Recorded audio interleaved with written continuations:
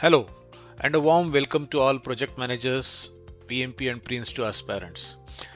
We at Knowlathon are bringing a series on various tools and techniques used by project managers across industries. These tools and techniques also form a major part of your exams.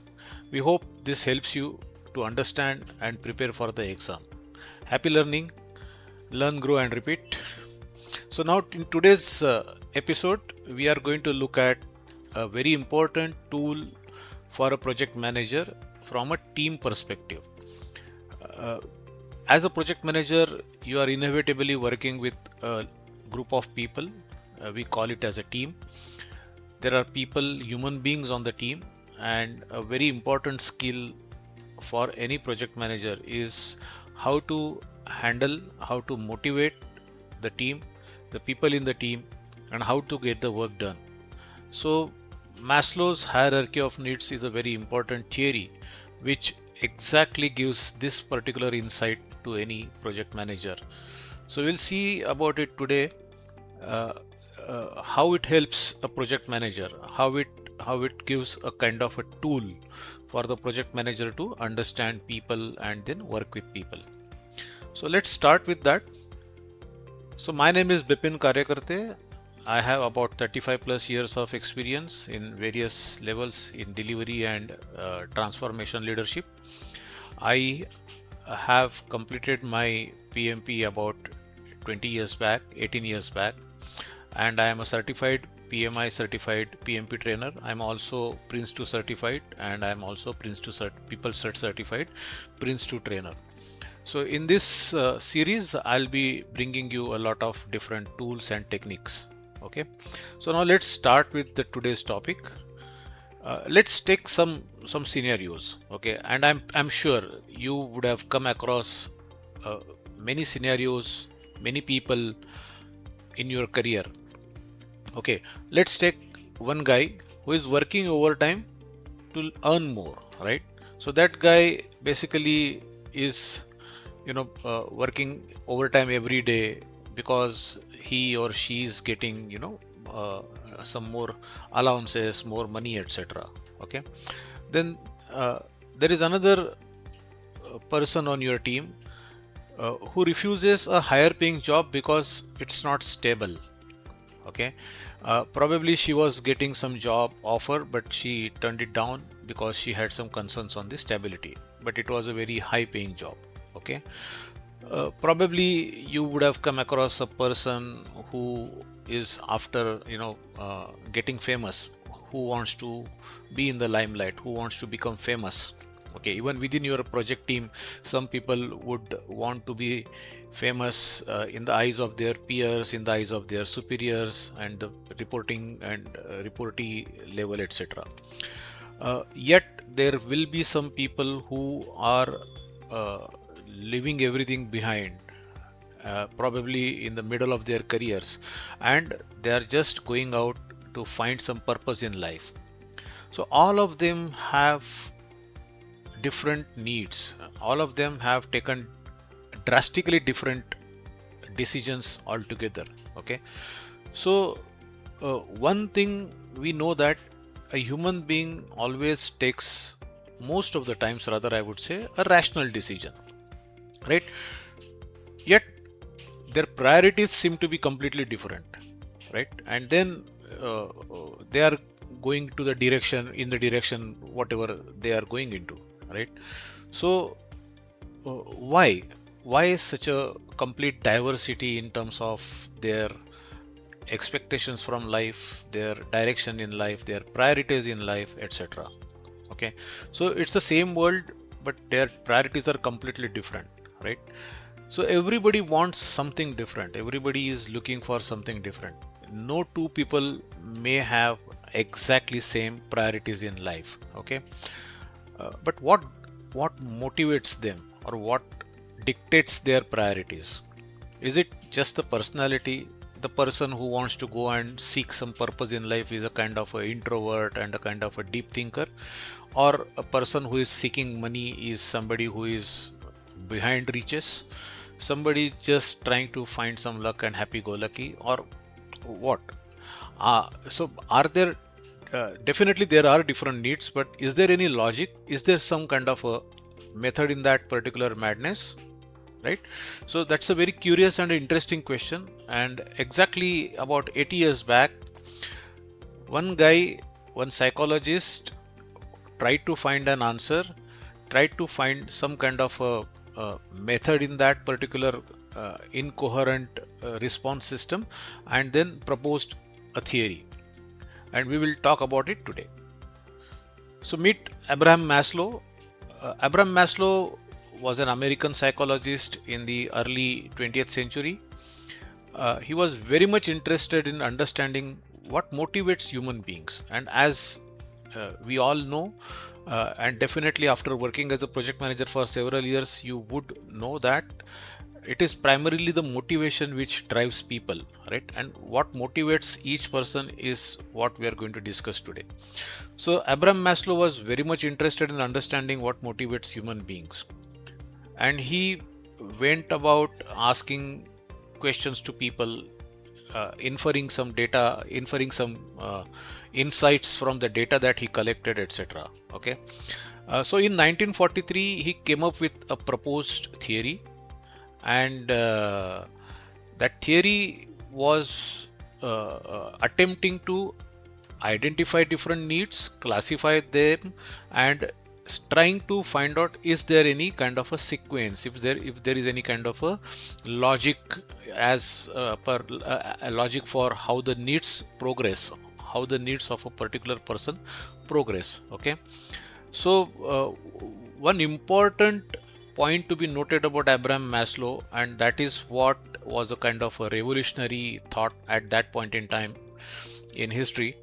He believed that psychology should study healthy and successful people as well, and not just the illness. In those days, it was like a psychologist is kind of a person who treats people with mental inabilities or mental issues, etc. Like, so he was the one who proposed that no, we need to study even those who have a perfectly healthy mind and they are successful and rich in life, and we need to find out how and what drives them, so that we come up with a proper theory about motivation of people. So he proposed a theory called the hierarchy of needs. So needless to say, as the name suggests, there are various needs. The needs can be categorized or classified into various under various heads, and those various groups or categories have a hierarchical relationship among themselves. Okay, it was a very simple but powerful idea about what drives us as human beings. Okay, we all know that these needs probably are not random. There is some logic behind those needs. There is some compulsion. There is some reality behind those needs. Okay, what drives these needs is the reality, or some kind of societal influences, familial influences, your personal influences, etc. Okay, he also found out that some needs become important only after some other needs are satisfied or reasonably satisfied, right? The pyramid structure that he proposed was a very novel one, where he said that there are 5 levels of needs: 1, 2, 3, 4, 5, and he named them as physiological, which is at the bottom. Then comes the safety, then comes the love and belonging, then he put esteem related needs, and then the last one was the self-actualization needs. Okay, so people can move up and down during different stages of life. So somebody who is having some physiological needs and those needs are fulfilled, that person moves to safety, but for some reason that person may come down to physiological needs again, or go from here to from safety to love and belonging, etc. So people can move up and down during different stages of life, right? So these 5 levels constitute the pyramid. It is also called as Maslow's pyramid of hierarchy of needs, etc. So various names. Okay, so now let us look at it in detail. For each level, what does Maslow mean and how it fits into this entire scheme of things of this theory. So at the basic level, you have basic survival needs. He termed them as physiological. Okay, so what matters most when the survival is at stake? Your very survival, your life, whether you will live another day, is going to depend upon certain issues. That is where you will have a physiological need. Typically, the physiological needs can be termed as food, water, sleep, air, shelter, etc. So the basic human needs. Okay, so when survival is threatened, little else matters. Like at that point in time, your entire energy, your entire focus, your entire being is completely concentrated on surviving. Okay, so for example, somebody who has not eaten for several days, okay, or is having a lot of issues in terms of getting the basic food itself, is not really going to bother about promotions and money and etc., right? So first and foremost, that person is looking for something to eat, either by paying money or without paying money, but I need to eat something, right? So from a workplace context, you can say an exhausted employee cannot perform at their best, right? So physiological needs form the foundation. These are the basic foundation of your need pyramid. When these are made, only then we can focus on safety, relationships, growth, beyond, etc. So all those things are later. They come later. First, you need to find out food. You need to be able to have some clean water, sound sleep, nice air, nice shelter, etc. So once these are fulfilled, Maslow proposes that human beings then start looking for something else. So the next level that he proposed was the safety related needs. Now what is safety in this case? The safety means stability. Okay, being able to predict something, being able to live in a routine kind of a life, right, which gives ability to predict the future, okay, at least to some extent. So probably job security, health, financial stability, a safe home, a predictable environment, etc., are part of the safety needs. The need for security, stability and protection from harm. So this is what forms the second rung of the pyramid, that is safety needs. Okay, but people will start thinking about safety only after their basic physiological needs are fulfilled, right? Once survival is secured, people want stability. So why do many people prefer permanent employment over risky opportunities? So this is something that explains these kind of people. Sometimes people will settle into life, and definitely people who are approaching mid-age with families and growing families rather, and then they will not take too many risks. They would like to settle down somewhere. So people will not risk and settle for a permanent employment, even though the returns may be low, right? So employees thrive when they feel secure in their job and work environment. Okay, so you as a project manager need to be aware of this fact. Okay, so security creates stability. When people feel safe, they are free to plan, learn and grow. Okay, so now once physiological needs are done, safety is taken care, then comes the next level of Maslow's pyramid, that is love and belonging. So love and belonging can be explained as people want to be connected, people want to be accepted as part of a group, people want to be loved, people want to love others, they want to be part of a group, they want to belong to some group, right? So examples of these kind of needs are your friends, your family, your team, your relationships, your acceptance from the others in your group, in your society, in the larger society in which you are living, etc. Right? One of the definitions of a human being is that man is a social animal, right? So humans are social beings. Okay, isolation affects motivation. Even if you remember, in the olden days, the worst punishment that can be inflicted on a person or a family was, boycotting that family, or something called as a excommunication. That person or that family may not be part of the larger societal structure anymore, and that was one of the worst punishments that could be meted out to a person or a family, right? So humans are social beings. Isolation affects motivation. Even today we are seeing this when we are working from home in isolation. Our productivity, if we are not engaged properly by our team, by our managers, etc., our productivity tends to dip. So why do people feel low or disconnected in a new city or new job? So this particular thing explains. If you have had an experience of settling in a new place, then the first few months, by the time you get to know people, you find your own circle, etc., are very tough, right? So people often, and from a workplace context, this means that people often leave managers and not companies. And this is a very popular adage, that people leave people and not organizations, right? So not only the physical environment, but the emotional environment, the human environment around you is also very important. So connection creates commitment. People thrive when they feel accepted and valued, right? So this is the third level of Maslow's pyramid. Now, once physiological safety and love, belonging, etc. is taken care, we progress to the next level, and that is esteem. Esteem needs, right? The need to feel valued, respected, and recognized for one's contributions, right?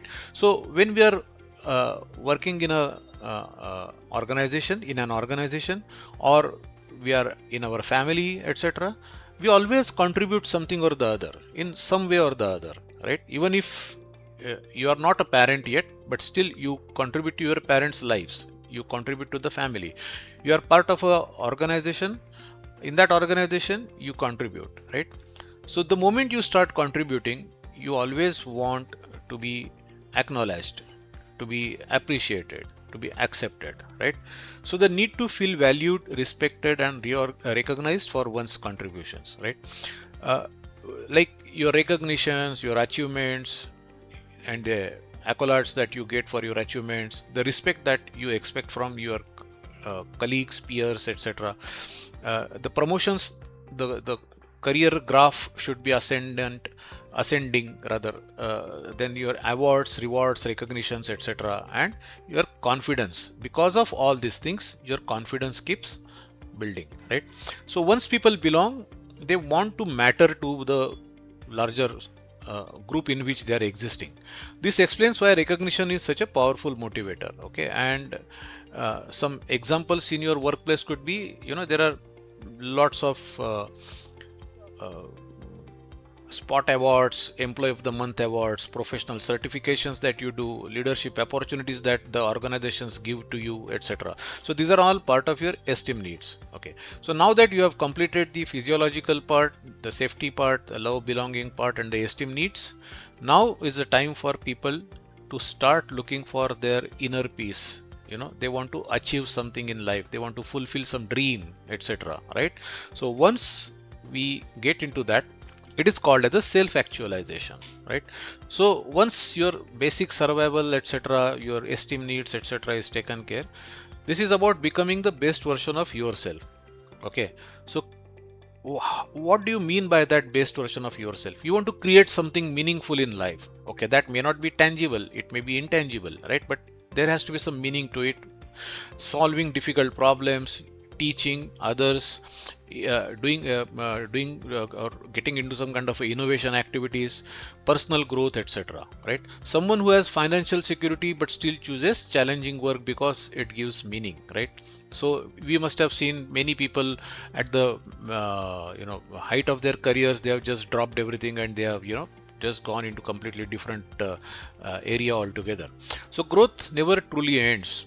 Self-actualization is the lifelong journey of becoming who you are capable of being, right? So every human being has some kind of a understanding of his or her own self. They have some dreams, they have some potentials that they themselves recognize. And once you have taken care of your materialistic needs, your emotional needs, then this is the last emotional part. I want to achieve something better, I want to achieve something bigger, I want to give a meaning to my life, etc. So this is called as a self-actualization, right? So these needs are also at the top of the pyramid. So putting it together, People generally move from survival to security to relationships to recognition and to purpose, right? So this is a general flow of your needs, right? uh, but keep one thing in mind: these needs or the journey from one level to another is not unidirectional. Sometimes you go between the needs in either direction. It depends upon what kind of stage in your life you are, what kind of circumstances you are surrounded with, etc., right? So but at the end of the day, we go through all of this, right? Each level matters. When lower needs are met, people can focus on higher ones. Okay, so this is what Maslow's hierarchy of needs theory, right? Now what we are going to do next is that we are going to have a couple of quiz, and then we will also go through a complete uh, life journey of a character, and through that life journey we will understand how people progress from one place to the other and then the next one. Okay, so this quiz questions are based on real life scenarios. Just think about it, discuss and share with your peers, colleagues, your friends. Okay, and the most importantly, there are no wrong answers, just right learning, right? So let's see. So the first scenario is Rahul is a kind of a person who is working with a startup, okay, that pays 50% more than his current salary. However, the startup is only 6 months old, right? Instead, Rahul decides to stay in his current organization because the company is financially stable, the job is permanent, he receives health insurance, his family depends on his income, right? So basically this guy is not taking a new job opportunity which is going to pay him 50% higher in spite of his family being completely dependent on his income, right? He is not going to take this up. Why? So which level of Maslow's hierarchy best explains Rahul's decision, right? So if you read this carefully, there are a lot of clues that will tell you why he is taking this particular decision, right? Let's see why. So basically the safety needs, right? That guy is not going to take a risk. He wants to play safe. He wants to ensure that his safety needs are taken care properly. So job security, financial stability, health protection, predictable future, etc. So these are all the things that he values more. Currently he is in the security and stability phase, and he's not going to go for a higher income, right? So basically the answer is because of his safety needs, he is not taking the new job opportunity. Okay, so now let's see the next scenario. Priya is a lady who works for a large multinational company. She receives excellent salary. She also gets a good amount of annual bonus. She has been getting promotions regularly, great office facilities, etc. But still, one fine day, she comes to the office and resigns. Okay, so her boss asked her, "Why you are resigning?" And she says, "I never felt like I belong to the team." Right? I never felt like I belong to the team. Okay, so now which level she is in? Which level of Maslow's hierarchy she is in? Okay, so the answer is love and belonging needs. Okay, why? People don't work only for money. They also want friendship, team acceptance, positive relationships, a sense of belonging, etc. Right? So probably in her current engagement, she is having a great team to work with, or she is not having a great team to work with. Though she is getting a lot of benefits here, she is not probably feeling that she belongs to this team. That is why she is resigning. Okay, the next is Anita. Anita is a 48 years old professional. So that tells us that she is in the middle part of her life cycle. She has excellent financial security. She has a nice, beautiful home. She has a senior leadership position in the organization, and she has a lot of respect in the organization. But she chooses to leave her corporate career Instead, she starts teaching young entrepreneurs because she says, I want my work to create a lasting impact. Okay, so she is not happy only with this materialistic and emotional things. Now she wants to achieve something greater in life, right? So, which level of Maslow's hierarchy she is in? Okay, so now she is in a self-actualization need level, right? She has excellent life currently going on for her. Everything seems to be nice, everything seems to be positive, and now she is feeling the need to do something better, to do something for her own satisfaction, right? So at this level, people are motivated by personal growth, living their values, pursuing purpose, making a positive difference, etc. Right? So the answer is self-actualization. So Anita is driven by her desire to create meaning and make a lasting impact, fulfilling her potential and purpose. She is not just meeting needs, she is becoming the best version of herself. She looks at herself in the mirror and says, I can be somebody better, I can do something better in life, I can do something which gives meaning to my life, and it brings meaning to maybe others as well, right? So she is into that self-actualization mode now, right? So with this, now we have come to the understanding part, okay? The basic understanding part of Maslow's theory of hierarchy of needs, okay? So now what we are going to do is we are going to look at somebody who has gone through the complete cycle, right?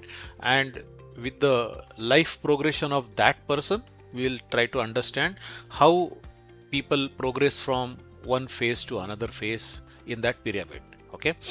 So let's explore a real life example and understand. So meet Megha. She is our protagonist in this story. So Megha is a small town girl and having big dreams. She moves to the city to pursue some good education. She wants to become an engineer in computer science, so she moves to a city. She steps into a new world full of challenges and possibilities. She is a very determined, curious, and ready to build her future kind of a person. So she is taking a first step into the big wide world. So this she's at the beginning of her life, so to say. Okay, so every great journey begins with a dream, and Megha has started her journey. So let us see where she goes from here. So definitely life is a struggle at this juncture, right? New city, limited money, shared accommodation, simple meals, late nights, part-time tutoring. So she's taking all the troubles. She's struggling. She's trying to achieve something by doing all these things. At the same time, she's studying as well, right? So everything revolved around meeting basic needs while pursuing her education, right? So her PG room is small, her meals are very simple, endless eating, tight budget, late nights, and part-time tutoring. These are all the hallmarks of a struggling student coming from a small place, from modest background into a big city. So before chasing dreams, we first need the basics for survival. So she is currently into the physiological needs strata. Now what happens after that? So once she comes to the city, she completes her education, she gets a job. But her first job changed everything. She graduated from the campus selection drive, she got a placement. Her first salary came, savings started, she took up a medical insurance, and she started supporting her parents. Till now, her parents were supporting her financially. Now she is supporting her parents, and now life felt predictable because there is a predictability, there is a routine, there is a assurance that salary will come every month, etc. Right? There is a medical insurance, etc. So because of this, now there is a predictability, right? Because of that predictability, she is now having the confidence to plan for tomorrow. So security gives people the confidence to plan for tomorrow. Okay, at this stage, Megha's focus shifted to safety and stability, building a strong foundation for her future. So now she is in the second level of the pyramid. She is into the safety part now. So all her safety needs are being taken care, right? So now slowly life goes on. She settles down. She is creating some space for herself. Okay, and then finally after a couple of years, The city has now become her home. The city in which she came as a newbie, as a very young girl with lots of dreams in her eyes. Now she has settled down. Now that city has become her home. The city no longer felt unfamiliar, which it was in the beginning, because over the years she has built friendships. Probably her college mates, her workmates, and some relatives also she found in the city, etc. So she has built some friendships.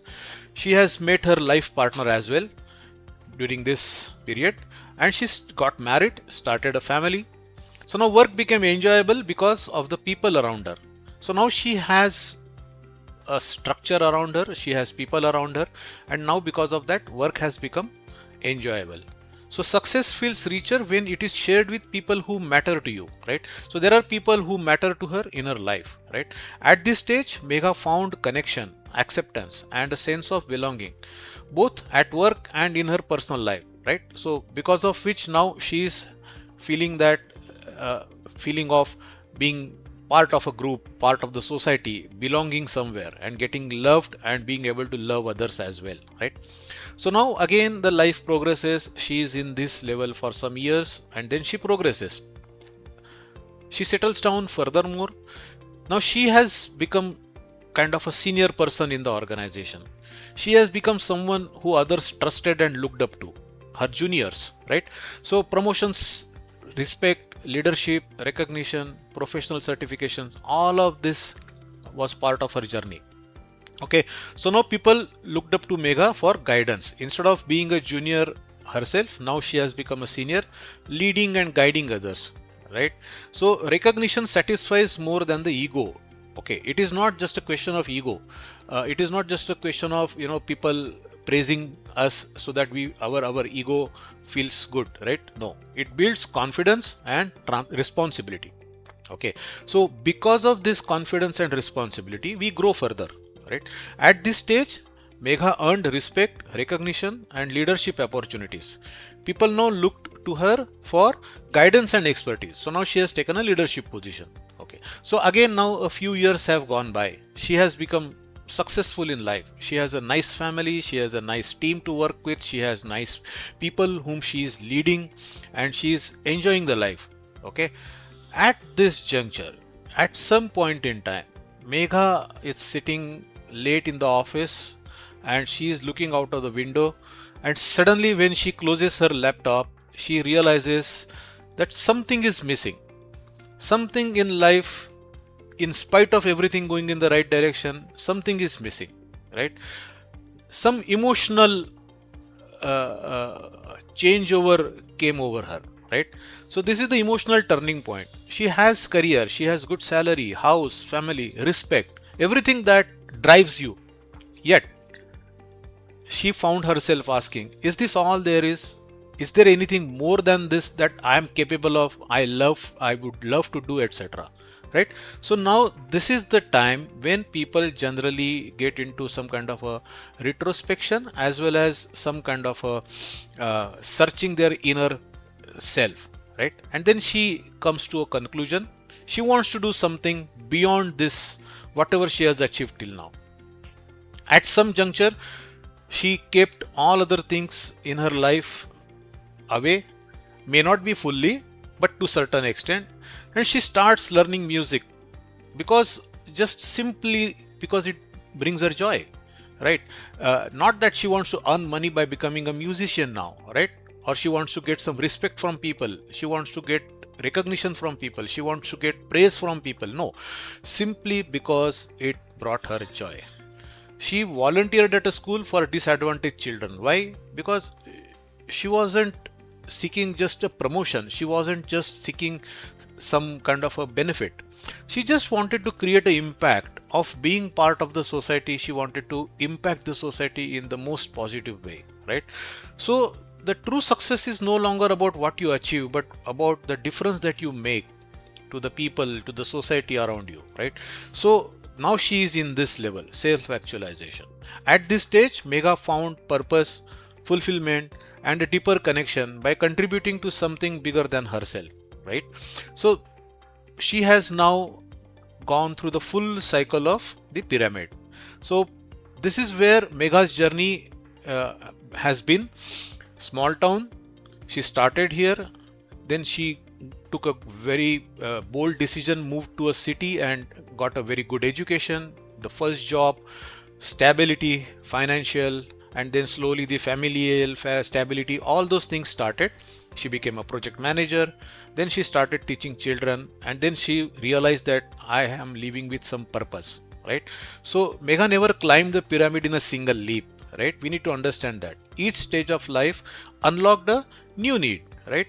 And that's exactly how Maslow believed human motivation evolves, right? So Maslow came up with this extremely important theory which gives some kind of a structure, and it clearly says that there is no randomness. People go through some kind of a structured process during their life through their needs, right?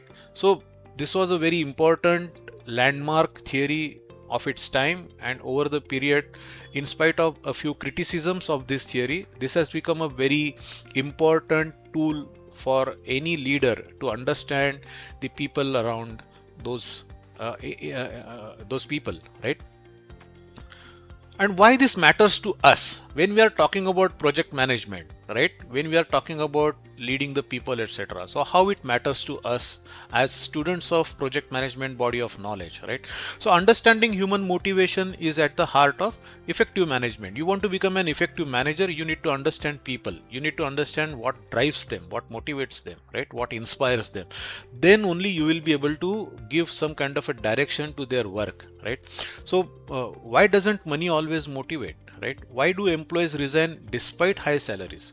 Why do some people volunteer when there is no need for them to do that? There is no compulsion for them to do that. Why do successful people still seek new challenges? Why don't they just settle down in life and say, okay, no more, I will just settle down and take the life now as it comes. I'll enjoy the life now, right? So Maslow helps explain these behaviors, and how, we will see. So key takeaways: human motivation changes over time. At different junctures in your life, at different stages in your life, your motivation changes. Different people are driven by different needs. Motivation isn't only about money always, and great leaders understand what their people truly need, right?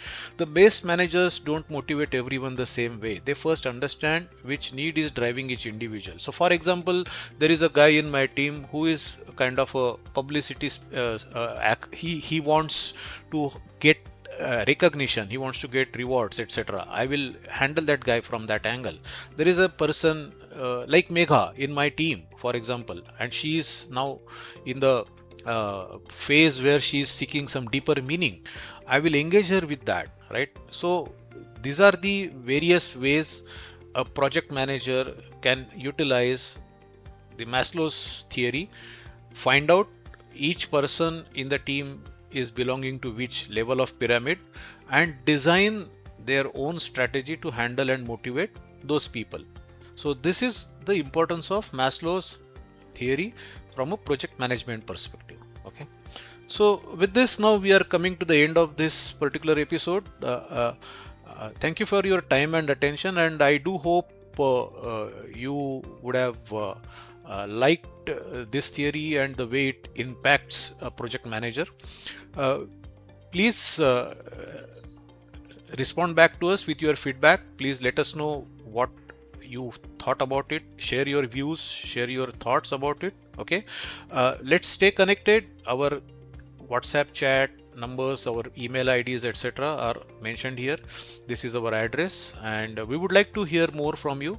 Thank you. We appreciate your engagement and look forward to your success. Thanks for watching. Continue with the next video to keep building your project management knowledge, one concept at a time. And if you are ready to take the next step in your professional journey, explore Knowlathon's expert-led training programs, including PMP, Prince2, Agile, and many more. Don't forget to subscribe, and we will see you in the next video.